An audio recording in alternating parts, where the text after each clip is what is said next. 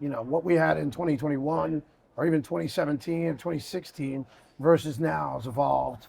Probably say the biggest three changes are one, that we're 60% live sports. So that's a huge change from short form programming to now being live sports. Number two, Nielsen being our measurement tool. So being able to be inside of Nielsen One now versus before we were in their digital play space.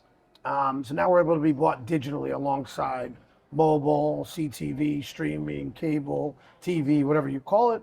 And then the third is our first party data. We've been collecting that now for the last 9 years, and we've launched our Connect platform so we can actually execute against that. So if you reverse that engine of the playbook, we can now plan, buy, execute the same exact audience inside Nielsen, immediately give it to the planning and buying team, and immediately execute. That's the difference between what we were and what we used to do to what we are now. That's why the playbook is so important now, that we educate everybody on how easy it is to do that. Well, turning from that playbook to the state of live TV on streaming in 2025, it really seemed we hit a tipping point over the last 2 years. But what is the state of live TV sports on CTV right now? Yeah, I think live sports in general, whatever platform it's on, live sports is going to dominate because it's the one thing that you have to watch it then, right? Everything else is on an on-demand type of basis. So people may watch it, but it's over a period of time. That's just the scale, that opportunity to reach an audience that cares about a sport. And that domination is going to stay because it's not getting that there's other things coming closer. It's still getting further apart. I look at Succession, for example, one of the best shows on TV, one of my favorites. I watched it when I got damn good and ready, right? I still love watching it, but it was something that I watched when I wanted to watch, even though I knew it came on at a certain time. That's not what's going to happen with the Knicks game. I'm going to be watching the Knicks tonight at the time it's supposed to be watched. So that's the difference between live sports and the passion I have for both Succession and the Knicks. I'm going to watch the Knicks live. I'm going to watch Succession when I get an opportunity, but I'm going to watch. So that's a big difference. And I think because of that, advertisers and brands are now know where they can get those eyeballs in aggregate, and they know a lot about those people because of what they're watching. Looking at the shift from linear to live sports TV on streaming, what is the experience like for advertisers right now? Is it just the same TV, or is there something that advertisers need to be thinking about in terms of the difference between CTV and traditional TV? I think there's more flexibility, right? The more addressable it is, the more flexible it is. I think that people need to look at things that worked. I remember, I'll give you a perfect example. Remember Red Zone came out. Everybody remembers Red Zone as no ads. I saw ads all day. They were just like squeeze backs. Amazon dominated that. Verizon dominated that. They were really, really smart because I'm watching the game and I'm seeing their brand. It was almost etched in my mind without me knowing it. Those are opportunities for brands right now on CTV, easier on there, but they can do it on traditional. It takes thought. I think what happened is we're in a place now where advertisers, marketers, brands, agencies, networks have to be more collaborative. We all have to take a step back and say, what are we trying to do? What are our goals? How do we accomplish it? And not all of it has to be the latest and greatest technology. It's a little bit more thought, and you can deliver those same things that the technology guys are delivering, you can deliver in a traditional setting. So I'm a big fan of, I watch live sports on whatever channel it's on. So I never really think about it that way. And I look at television, CTV, mobile.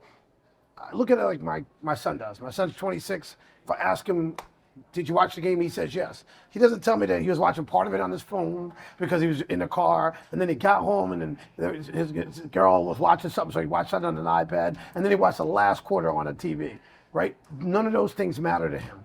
And that's kind of what we have to start thinking ourselves as marketers, as to the consumer.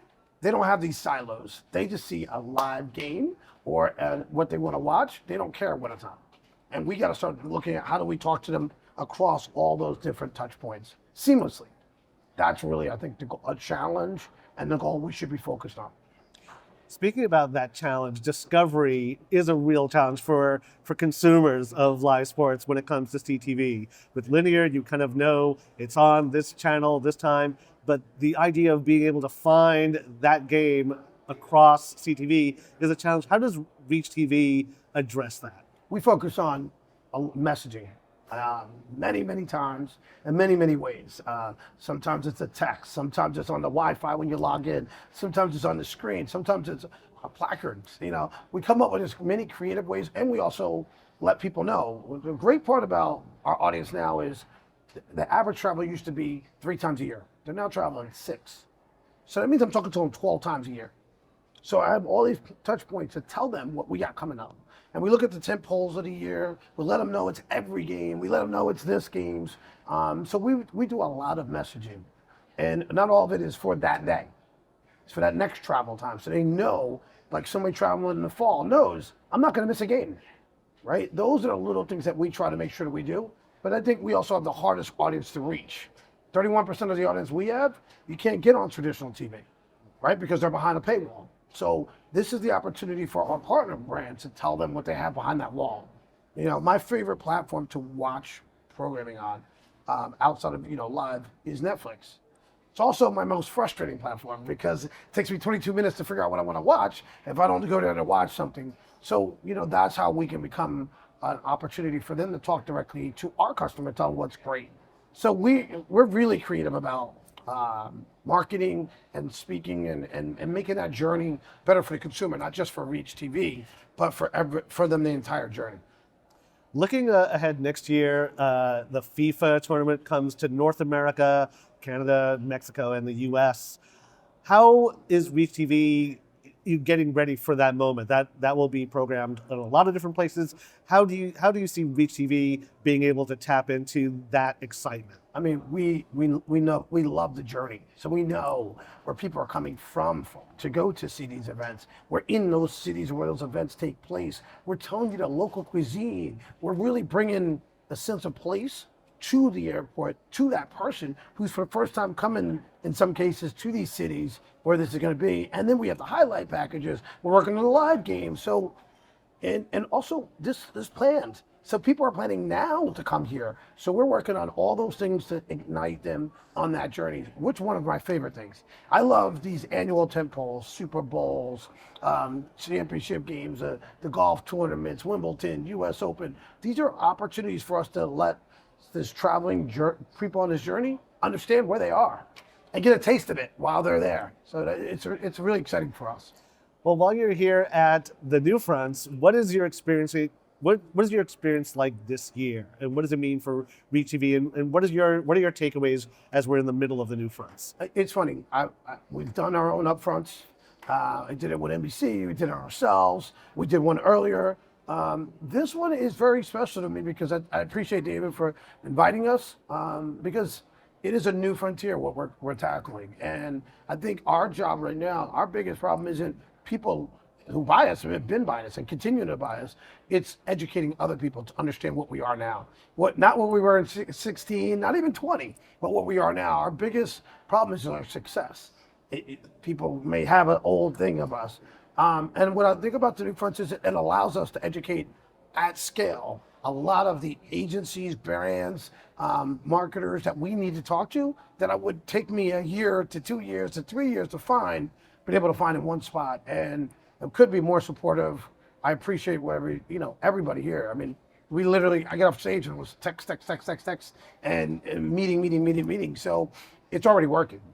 So I'm a big fan I've been a big fan of IAB. I appreciate their commitment to definitions, to measurement, to making sure the industry has some standardization across everything. So we've been a big fan for a long time, and I will continue to be a big fan and participate.